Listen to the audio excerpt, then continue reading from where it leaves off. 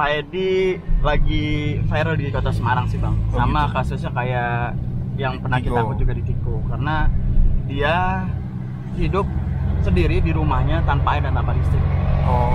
Lalu dia untuk menghidupi kebutuhan hidupnya, dia harus mengumpulkan barang-barang bekas untuk dijual, lalu bisa buat makan seperti itu. Katanya sama anaknya di ini ya, ditelantarkan gitu? Iya, sama anaknya telantarkan gitu.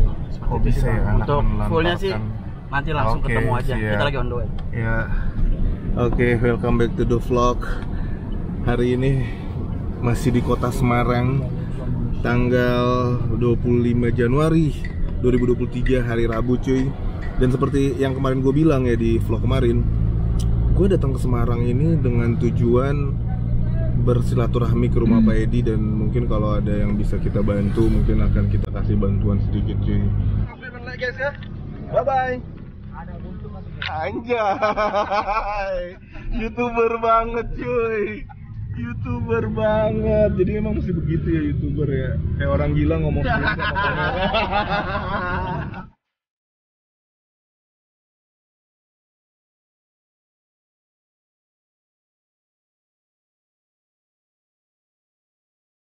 Oke, kita sudah berada di depan rumah Pak Edi. Dan di depan rumah Pak Edi itu ada mobil Jeep yang gila, ini udah rongsok banget, kacau gila, berapa tahun terbengkalai di sini. Ini rumahnya terlihat seperti rumah terbengkalai, tapi sebenarnya masih ada yang tinggal. Nggak jauh berbeda seperti kondisi rumah Tiko ya. Awal mulanya kan terlihat seperti terbengkalai, tapi ternyata ada yang tinggal. Gue udah bareng sama teman-teman dari Medan dan ada Bang Bewok juga. Dan ini Master Isa yang mengantar kita ke sini. Jadi Pak Edi-nya lagi keluar cuy, dan kita masih menunggu kedatangan Pak Edi. Nggak tahu nih Pak Edi lagi keluar kemana. Kita tunggu kedatangan Pak Edi dan kita ngobrol-ngobrol sedikit dengan Pak Edi. Mas Isa, sambil menunggu Pak Edi datang nih, apa yang Mas Isa ketahui tentang Pak Edi? Kenapa Pak Edi bisa tinggal di rumah yang terlihat seperti terbengkalai, tapi sebenarnya masih ada orang yang tinggal? Pak Edi masih tinggal di rumah ini. Masih. Apa yang Mas Isa tahu tentang Pak Edi? Gini bang, jadi Pak Edi itu mau ninggal rumah ini tuh juga sayang kan. Rumah ini juga rumah apa, peninggalan orang tuanya Pak Edi. Oh, oke, rumah warisan lah ya. Terus Pak Edi itu kan anaknya tinggal satu, Iya. tapi nggak tahu aku tinggalnya di mana.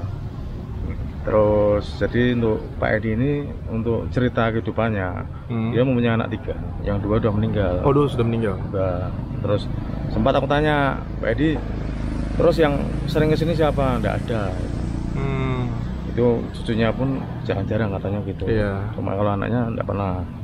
Anaknya yang masih ada nih? Yang masih ada. Okay. Terus untuk mengenai soal makan bang, jadi ini ada soto nih. Iya.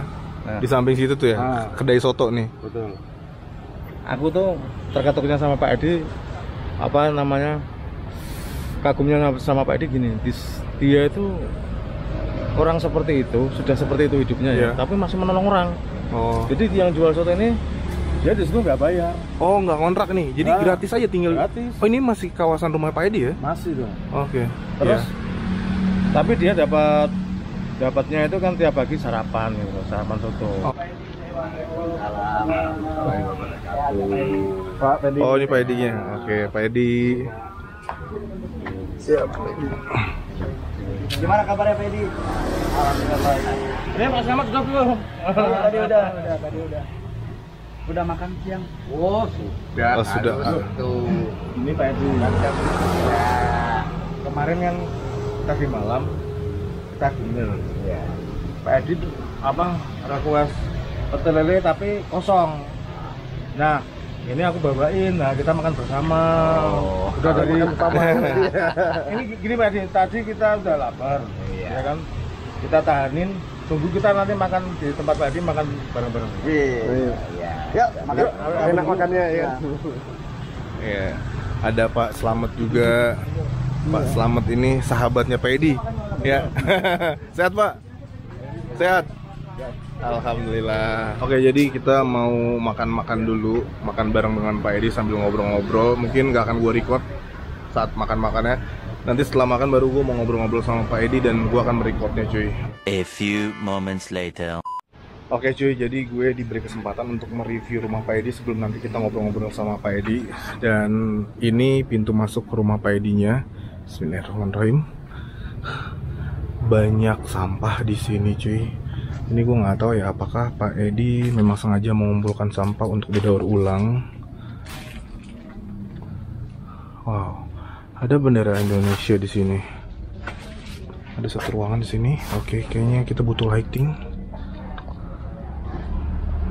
Oh, ini sepertinya dapur cuy. Nanti kita masuk ke dalam ya. Gue mau masuk ke sini dulu. Wow, ada motor di sini dengan plat H, plat Semarang. Ini mungkin motor milik Pak Edi yang tentunya sudah tidak bisa digunakan lagi. Ini toiletnya, wow, kotor banget di sini cuy. Dan bahkan sepanjang jalan yang gue lewati ini banyak banget sampah. Oke, ini kamar Pak Edi. Jadi karena Pak Edi tidak ada air dan tidak ada listrik, beliau hanya menggunakan lilin untuk penerangan. Ini ranjang tempat tidur Pak Edi. Oke.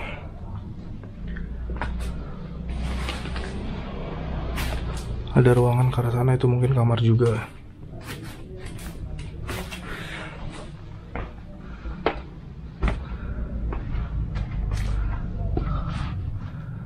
Ini toiletnya. Wow. Oh, ada sepeda di situ, sepeda ontel gitu, cuy. Dan ini burung peliharaan Pak Edi nih.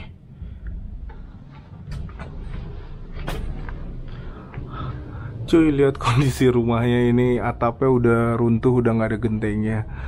Ya Allah, gua nggak kebayang ya. Ini mungkin bagian dapur nih. Dan ini area yang sulit untuk dijangkau.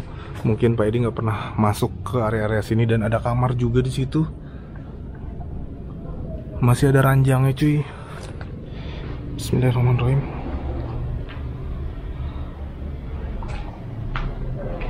Ada TV tabung di sini. Dan ada foto seorang wanita. Kemungkinan ini adalah istrinya Pak Edi, almarhumah istrinya Pak Edi, karena informasinya istri beliau sudah meninggal dunia. Wow. Ada bangku cuy. Dan ini pintu menuju ke arah depan. Ya tapi dipaku ya, nggak bisa dibuka. Karena di depan sini ada mobil yang terparkir, mobil Jeep, mobil kesayangan Pak Edi yang beliau sama sekali nggak mau jual. Bismillahirrahmanirrahim. Ini gue nggak tahu area apa. Ini mungkin kamar juga, tapi di situ ada pintu juga. Kalaupun di kamar berarti kayak ada pintu connecting gitu ya antar kamar. Dan di sini gue lihat seperti ada tungku. Ini mungkin tempat memasak Pak Edi. Cuy, gue gak kebayang Pak Edi bisa tinggal di tempat seperti ini. Mengingat Pak Edi sebenarnya masih memiliki anak. Dan anak beliau seperti sudah tidak memperhatikan. Gue gak mau ngejudge macam-macam tentang anak beliau. Tapi yang terjadi, yang gue lihat saat ini seperti ini. Nanti kita ngobrol-ngobrol sama Pak Edi. Dan gue mau tahu tentang anak beliau ada di mana dan kenapa anak beliau kayak seperti tidak memperhatikan. Karena ini miris banget cuy. Gue gak bisa melihat orang tua gue tinggal di tempat yang seperti ini. Dan gue tidak akan membiarkan hal itu terjadi. Oke, kita keluar lagi ke depan. Bapak udah berapa tahun Pak tinggal dalam kondisi seperti ini Pak? Oh, udah lama. Sudah lama? 20 tahun. 20 tahun, wow. Aku penasaran Pak, kenapa awal mula ceritanya bisa sampai Bapak dalam kondisi seperti ini gitu? Cucu semua masih kecil-kecil Pak atau sudah mulai dewasa? Yang dewasa satu, yang pertama itu yang perempuan yang mulai dewasa. Masih sering menjenguk Pak Edi ke sini?